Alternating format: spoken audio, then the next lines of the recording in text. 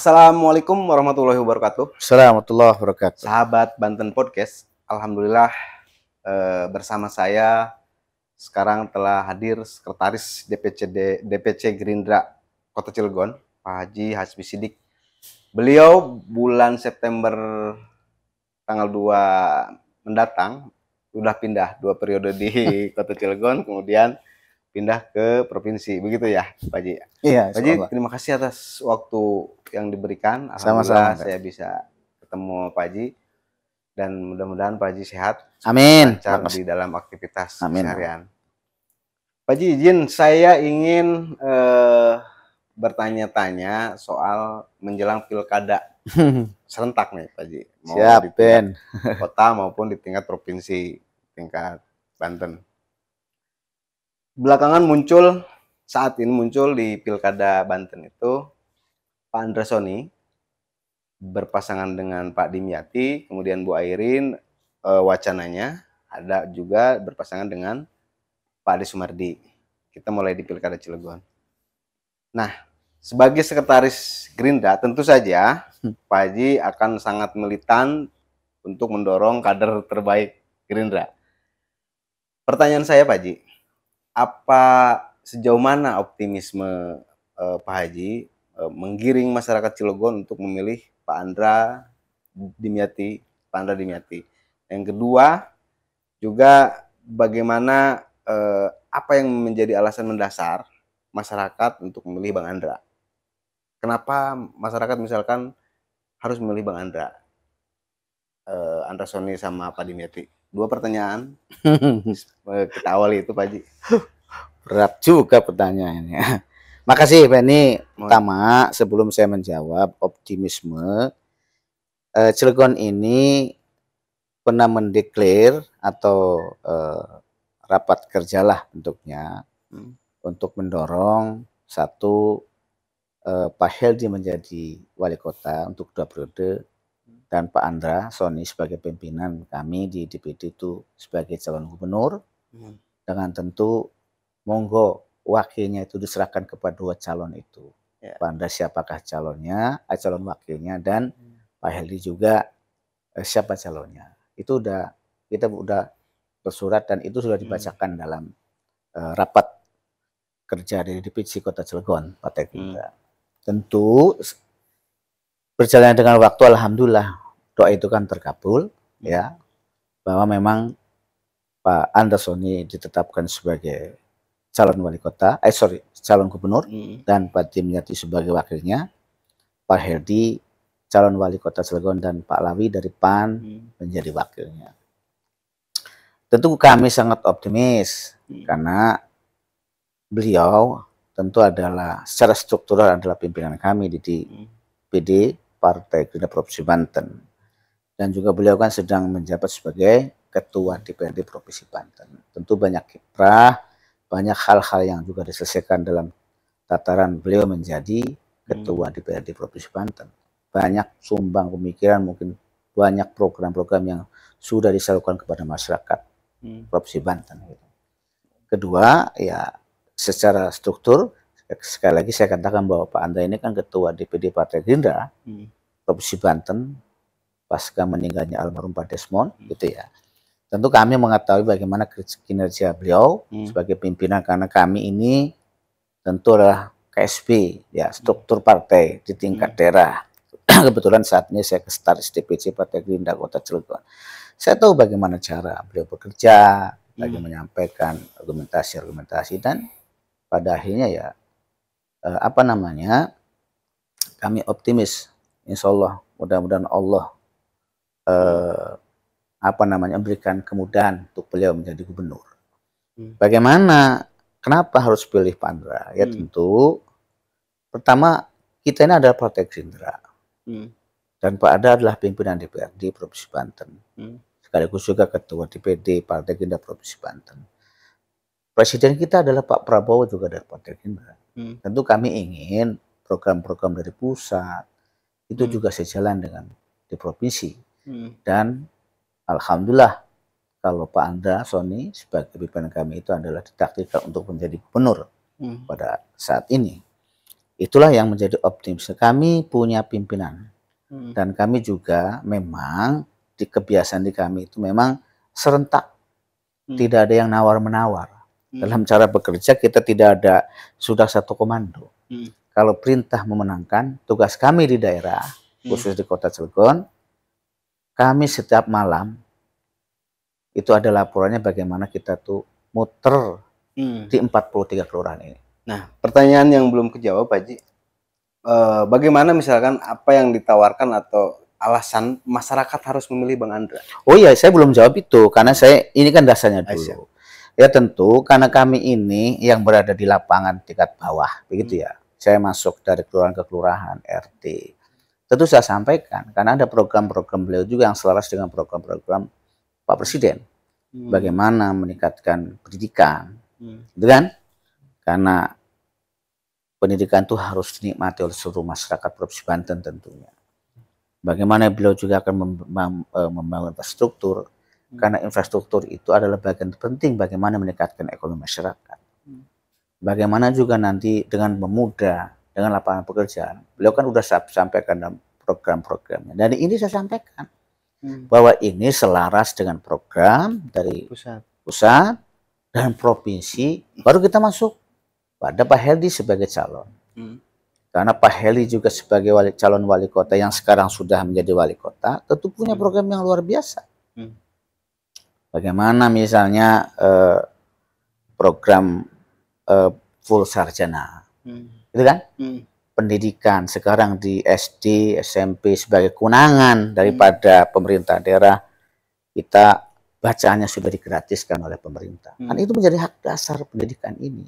Dan saya yakin dan percaya kalau Pak Andra menjadi gubernur pasti akan juga selaras bagaimana pusat, provinsi, dan daerah. Kota Cilegon khususnya. Itu akan membantu mempermudah koordinasi. Ya, itulah akan pada akhirnya ya kita ibarat bapak anak gitu kan.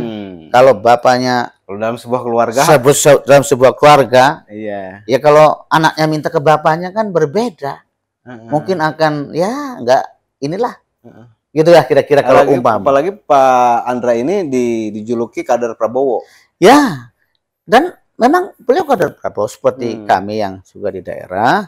Ya, saya bilang memang kader Pak Prabowo dari Partai Gerindra yang saat ini memang kader terbaik daripada Partai Gerindra di Provinsi Banten. Dan saya kira saya sudah sering katakan juga sudah layak Gerindra ini punya calon gubernur. Dan alhamdulillah. Jadi saya ulangi lagi, Pak Heldi punya program tentang bagaimana UHC, bagaimana sekarang apa namanya berobatnya Cilegon itu hanya dengan KTP. Mungkin tidak ditemui dengan belum ditemui, saya temui karena saya keliling-keliling belum. Karena ini menyangkut bagaimana KTP. Ya iuran apa namanya UHC-nya itu udah bahkan mungkin lebih dari 100% kita. Jadi bagi masyarakat Kota Cilegon untuk berobat itu ya tidak susah, cukup dengan KTP. Dan harapan kami tentunya karena di provinsi pun mudah-mudahan akan seperti menjadi sebuah percontohan bagaimana nanti pendidikan dan kesehatan ini menjadi prioritas utama. Saya kira itu ya alasan mendasar dari ini. Dan sekali lagi kita sampaikan kepada masyarakat. Kita sampaikan kepada masyarakat, Pak Andra Soni ini saya sebut orang yang dalam mungkin tidak seperti calon-calon lain yang luar biasa dari segi mungkin finansial. Tapi beliau adalah kader terbaik dan pantut ini. Maka ya beliau juga orang sederhana. Bahkan dari keluarga petani yang disebut keluarga petani yang dalam cerita-cerita beliau kan disampaikan baik di televisi maupun ya di podcast ini kan beliau ya sempat mengalami mungkin tidak seperti anak-anak zaman sekarang. Dan itu saya kira menjadi sebuah kebanggaan. Dan mudah-mudahan dengan latar belakang beliau yang ini kan juga pasti dan melihat bagaimana sesungguhnya kehidupan yang urgen, kehidupan yang menjadi dasar pokok di dalam sebuah negara, provinsi maupun kabupaten kota ini sudah tercermin lah kira-kira. Dan dia pernah merasakan langsung. Dan pernah merasakan langsung bagaimana pahit ketika kehidupan. Mungkin tidak seperti anak-anak sekarang yang sekolah bisa enak, tapi beliau saya kira punya pandangan, khususnya di daerah-daerah lain kan juga akan di prioritas bagaimana pendidikan ini menjadi sebuah kepentingan yang mendasar bagi rakyat atau bagi masyarakat di Provinsi Banten. Siap. Pak Haji, pertanyaan selanjutnya, dari 10 partai yang sudah bergabung, yang partai-partai besar, tapi ada satu partai besar juga yang itu sangat mengakar di Provinsi Banten, Partai Golkar kita sebut. Itu akan menjadi tantangan tersendiri atau akan menjadi sesuatu hal yang sangat membutuhkan energi nggak Pak Haji untuk melawan ketika nanti Bu Airin dengan Golkar, misalkan dengan Golkarnya akan berhadapan dengan kader Gerindra? Ya, di partai kami diajarkan tidak boleh pantang menyerah. Artinya saya yakin dan percaya ya, karena kita ini kompak dalam satu komando, ya tentu juga dengan partai-partai koalisi. Saya harap juga sama seperti kami ini di Partai Gerindra, ya tentu kalau kita kompak bersama-sama, insya Allah itu. Jadi ya dalam konsentrasi itu biasa kan. Kalau nggak ada saingan ke gimana gitu ya. Ya justru yang membuat kita semangat itu ya kita karena ada kompetisi yang sehat, yang secara konstitusional. Jadi dalam hal ini saya melihat biasa-biasa saja, karena sesungguhnya kami kan juga bersama-sama dengan partai koalisi, dan harapannya ya partai koalisi juga sejalan dengan bagaimana gerak langkah untuk memenangkan Pak Andrasoni dan Pak Dimyati. Kalau perolehan kemarin suara di Pileg berapa sih Pak Haji? Perolehan di Pilpres, di Pileg, perolehan Golkar sama Gerindra? Untuk mana nih? Untuk di provinsi atau untuk di kota? Di kota dan provinsi? Ya, di kota. Kalau saya lupa jumlah kursinya. Kalau kursinya kan 8 memang. Ya, dari 10 kan turun jadi 8. Kita dari 6 naik 1 menjadi 7. Saya suaranya nggak begitu hafal. Di provinsi juga saya tidak terlalu hafal. Tapi yang jelas ya artinya kita di provinsi kan juga ada wakil. Ya, saya sendiri dan juga dari Golkar ada. Jadi dalam hal ini kami yang biasa berkompetisi ya saya anggap bukan merendahkan, tidak merendahkan, tapi justru dengan adanya kompetisi yang sehat ini kita sama-sama berjuang bagaimana ya kita untuk memenangkan pasangan gubernur, wakil gubernur, dan wali kota dan wakil wali kota. Jika berbicara target untuk di pilkada nanti, kira-kira presentasinya berapa dari jumlah DPT di Cilegon ini, berapa yang menjadi target?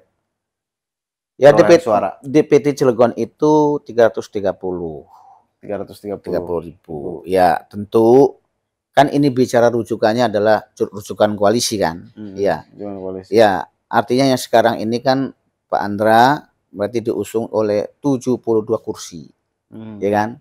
Kan minus katakanlah Golkar sama PDI. Saya hitung 72 kursi daripada 100 kursi. Kalau bicara persentase berarti yang mendukung beliau dalam bentuk persentase kan 72%.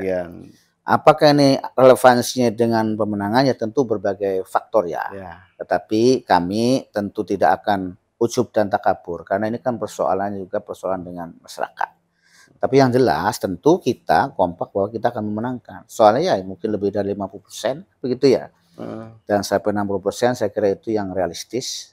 Karena kalau sekali lagi kalau melihat jumlah kursi adalah 70%.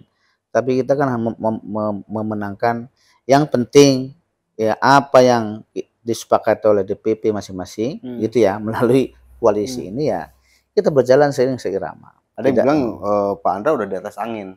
Ya harus sudah angin. Kalau misalkan besok terjadi pilkada, seandainya hitung-hitungan para pengamat dan para lembaga survei bahwa Pak Andra dengan 70% hitungan yang menduduki kursi parlemen itu hasil pileg ya itu akan berdampak. Tapi satu sisi juga katanya juga ini dilihat dari personal karena Pak Andra ini kan orang baru. Bagaimana mendongkrak Pak Andra sebagai pendatang baru di Ya, Cilegon dengan yang sudah mengakar gitu loh, Pak Haji? Pak Andra memang pendatang baru untuk urusan mencalonkan diri sebagai gubernur. Tapi Pak Andra kan sudah berapa periode menjadi anggota DPRD Provinsi Banten dan sekarang menjadi ketua DPRD Provinsi Banten. Artinya kalau kita bicara aktualisasi, ya memang soal mencalonkannya baru, tapi soal berkiprahnya sebenarnya ya kan sudah lama beliau, ya khususnya di Kota Tangerang Raya lah ya. Bagaimana seperti kita di Cilegon, dan ini ya kita tugasnya adalah bagaimana mensosialisasikan beliau yang belum kenal disampaikan. Kalau bertanya siapa beliau, ya saya sampaikan sebagai supaya mengetahui. Dan ini menjadi, saya lihat, kalau saya lihat dari survei terakhir, kan sudah mepet tuh, ya kan? Dengan Bu Erin kan sudah deket-deketan. Artinya kita ini bukan soal yang lain, tapi bagaimana soal mendekati masyarakat, soal sosialisasinya itu terkenal oleh masyarakat. Apalagi di Cilegon, karena Cilegon bersamaan misalnya dengan pemilihan wali kota dan sama-sama nyalon dari Gerindra. Kan Sudah sering nggak Pak Andra ke Cilegon dibawa? Ya, beliau sekarang masih konsentrasi sekitar Tangerang ya. Tangerang sama sekarang kan cukup banyak mungkin ya. Ya Cilegon insya Allah pada waktunya ya beliau juga akan datang menyapa warga masyarakat. Ya beberapa kali kita undang ya karena beliau kan udah tabrakan begitu ya. Udah jarak ke sini ya menyarankan kepada kami sebagai salah satu kadernya di sini untuk ya kita bisa ini. Toh pada akhirnya masyarakat juga mengetahui karena jadwalnya kan luar biasa padat. Ya, ini kan kalau misalkan terjadi ya, 10 partai lawan 2 partai, 70 kursi, 72 kursi lawan 28 kursi. Kan gitu. Secara hitung-hitungan apa ya di atas kertas memang jauh. Betapa akan dipermalukannya mungkin yang 10 partai atau yang tadi kata Pak Haji 72 kursi ketika nanti pada kompetisi realnya kalah. Dan juga ada informasi gini Pak Haji, bahwa politik itu ternyata sampai hari ini belum ada kepastian Pak Haji ya. Misalkan bisa saja informasinya pasangan ini juga masih berubah gitu. Benar nggak Pak Haji? Ya, ternyata kalau dalam politik kan biasa begitu Ben. Ya, soal rubah-merubah pada belum waktunya kan biasa. Sebelum janur kuning kan biasa. Bahasanya gitu ya. Ya, tapi saya melihat kan karena saya juga mengikuti deklarasi di Tangerang untuk bersama beliau dan seluruh calon-calon yang kabupaten dan bupati dan wali kota yang diusung oleh Partai Gerindra ya. Ya kelihatannya kita kan ya sudah sudah menjadi keputusan bersama bahwa gubernurnya adalah Pak Andra dan Pak Dimyati, wali kota Cilegon Gerindra dan PAN, begitu kan? Wali kota Tangerang PSI dan Nasdem, gitu kan? Kabupaten Tangerang mantan Sekda dan Ibu Nurul Hikmah itu dari Gerindra ini, terus kota Tangsel Pak Rija Patria dan Marcel, gitu kan ya, bersama-sama ini. Terus di Kabupaten Lebak PKS sama PSI, gitu kan. Di Kabupaten Pandeglang juga ada Bu siapa itu saya lupa, Ibu itu sama Pak Iing itu ya. Artinya Kabupaten Serang misalnya PAN Pak Yandri gitu ya. Yang lucu kan Kabupaten Lebak. Kenapa? Yang lucu Kabupaten Lebak. Ya ini kan soal kesepakatan. Namanya politik kan juga ya momennya kesepakatan. Itu kan memang urusannya bukan kami-kami yang ada di daerah. Keputusan dari DPP masing-masing untuk saling mengisi. Namanya kadang-kadang kita sebagai masyarakat suka pusing itu Pak mengikuti ini di sini, ini. Ya makanya kan saya sering mengatakan Ben, kalau kita yang di bawah ya tunggu aja dulu supaya jangan pusing. Sebab dalam politik biasa geser-menggeser, rubah-rubah kan biasa. Maka bagi kita kepada teman-teman ya saya sampaikan, udahlah kita ikutin nanti gimana keputusannya, itulah yang kita harus junjung, sportif apa yang telah diputuskan oleh DPP dan DPD. Ya walaupun misalnya di Lebak misalnya PKS dengan PSI, ya kan seharusnya kan biasa kan dalamnya, tapi karena politik sebagai sebuah kepentingan untuk bersama-sama, ya kenapa tidak? Kan begitu kan? Kan namanya politik tidak ada yang lain-lain, kecuali mungkin ada persepsi yang sama, kepentingan sama. Yang penting semua itu, gitu kan? Untuk gubernurnya mendukung Pak Andra dan Pak Dimyati. Ya, ini kan nggak selaras dengan koalisi di Pilkada Piwalkot, Ya, Cilegon. Koalisi ini kan nggak terjadi di Piwalkot, Pak ya. iya, PAN kemudian ya. PKS pecah. Ini berbeda dengan pilkada provinsinya yang sangat gemuk. Tapi, nah itu nanti gimana itu Pak? Pada saat progres pemisahannya, itu masyarakat Ya, pertanyaan Anda ini Ben sering ditanya oleh teman-teman wartawan. Bagaimana Ngaji katanya antara ini tidak kan karena ini pilkadanya sama, waktunya sama, ya kan? Pada DPP dan DPD kan disepakati, ya kan? Disepakati bahwa partainya Gerindra dan PKS yang mengusung, tapi didukung oleh partai koalisi P3, PKB dan semuanya tentunya. Bagaimana di daerah? Yang perlu dicatat, ini kan sudah diputuskan, sudah pastinya sudah mempunyai izin lisensi dari masing-masing DPP. Ketika misalnya di provinsi mendukung Pak Anda dan Pak Dimyati, ya tentu dari partai-partai koalisi ini kan ada sebuah keinginan. Dan saya kira ya sebuah kewajaran saja misalnya. Contoh misalnya, ya Cilegon, ya mungkin karena Pak Walinya dengan PAN, ya mungkin Nasdem dan PKS yang walaupun mendukung di gubernur, ya mencalonkan diri. Saya kira ya namanya demokrasi kan begitu. Katanya ya, kalau di partai politik itu ternyata lawannya juga bukan hanya lawan non partai ya. Di internal partai juga kadang-kadang jadi lawan gitu ya Pak Haji ya. Ya. Kalau dalam konteks sebenarnya bukan misalkan. Sebenarnya bukan lawan ya, memang ya apa namanya ya. Ya kepentingan sajalah gitu ya. Ya di internal kan juga masing-masing punya kepentingan juga. Dan saya kira dalam sebuah demokrasi itu ya sangat wajar.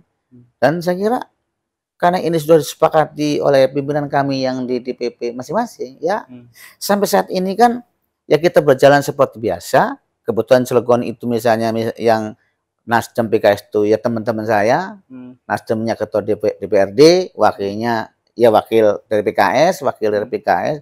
Ya saya biasa-biasa aja, tidak mempunyai permasalahan misalnya apapun, ya kita berjalan masing-masing dengan konsep yang masing-masing.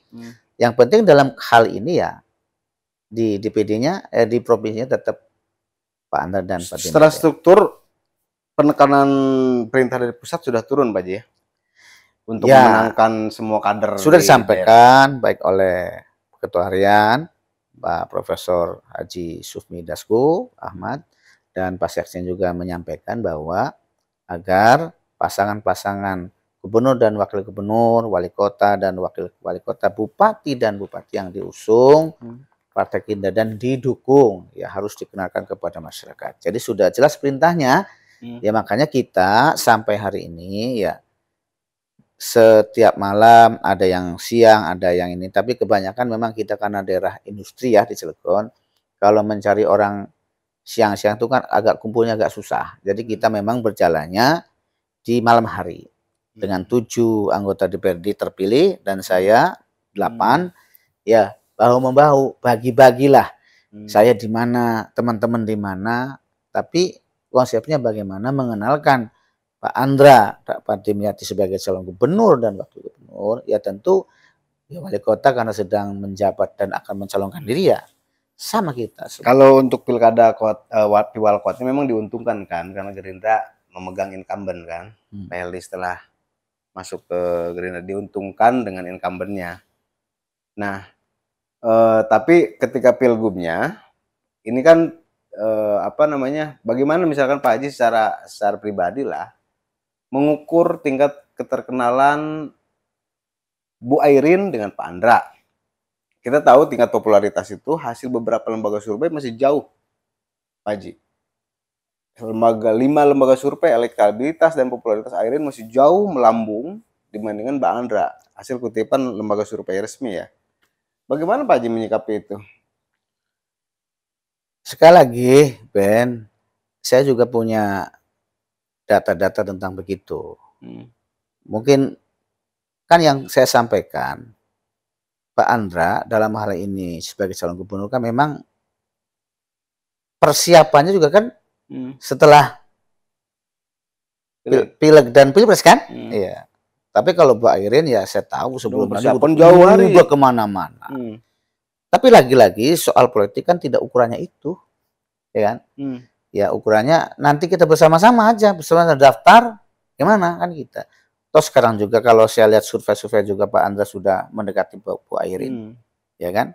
Cuma selisih 4%, masih banyak waktu. Dan saya kira kader-kader Gerindra tidak pantang surut, baik di 4 kota dan 4 kabupaten, terus masif bagaimana mengenalkan Pak Andra dan Pak Tim itu ya menjadi calon gubernur dan wakil gubernur. Ya saya mengakui itu karena memang persiapan Bu Airin ya luar biasa. Orang-orang lagi pileg, ngurusin pileg juga beliau ya karena selepas beliau ini kan sudah, saya tahu udah dilakukan sosialisasi, ya wajar. Tapi saya kira nanti setelah pendaftaran dilihatnya gitu.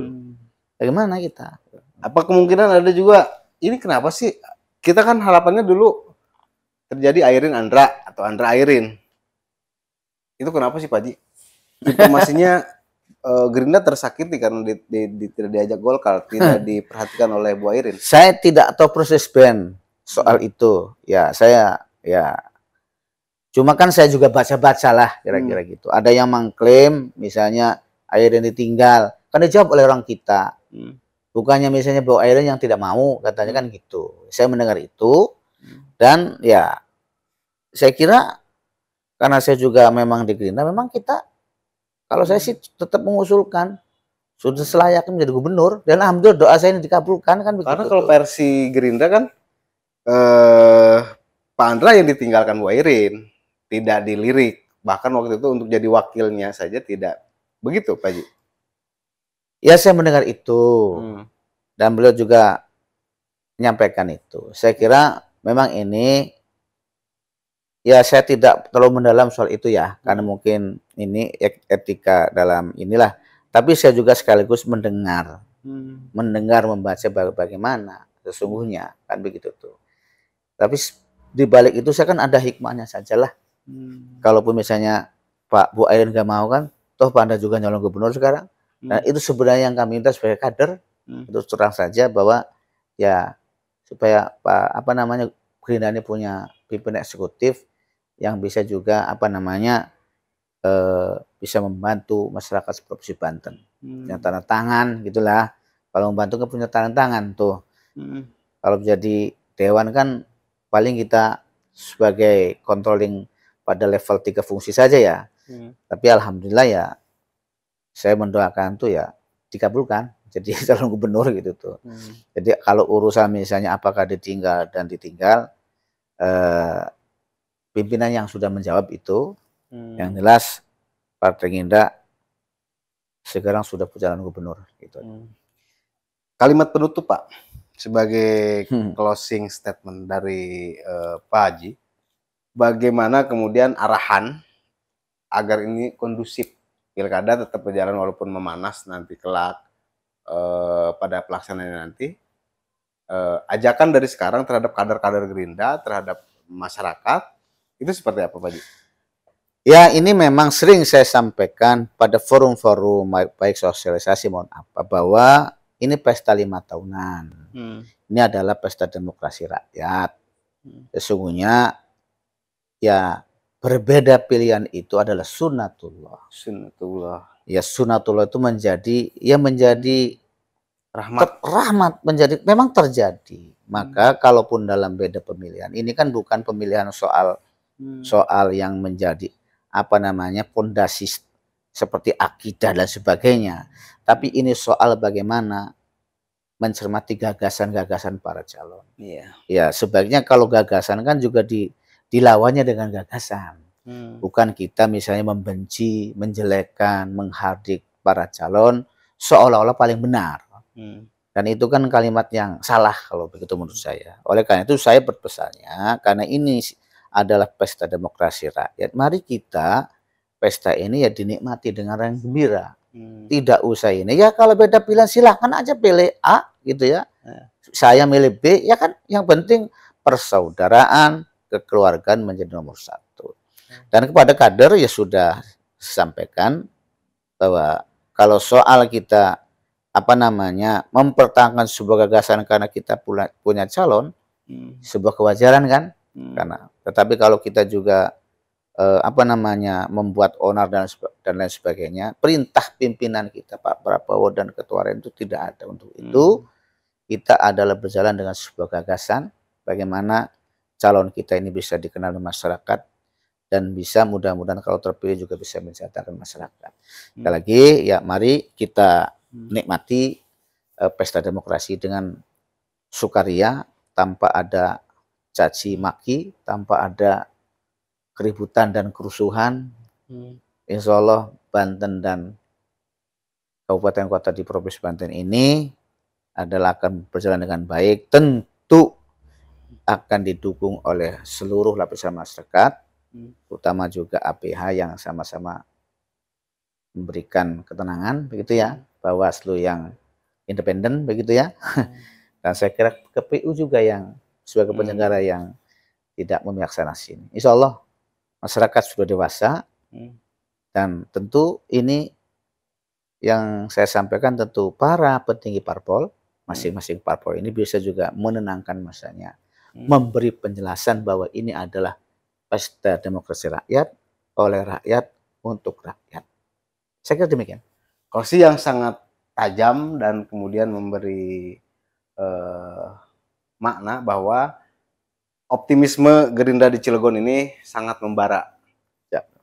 Dan mudah-mudahan perjalanan nanti ke depan bisa sangat kondusif. Amin. Dan mungkin kalau saya boleh mengambil posisi, kader-kader Gerindra semoga menang di pilkada serentak ini. Terima kasih sekali lagi Pak Haji atas waktunya. Sama-sama. Semoga Pak Haji tidak bosan nanti suatu saat nanti saya minta podcast lagi, karena Pak Haji akan pindah di DPRD provinsi. Ya mudah-mudahan ketemu. Bila topik hidayah. Assalamualaikum warahmatullahi wabarakatuh. Warahmatullahi wabarakatuh.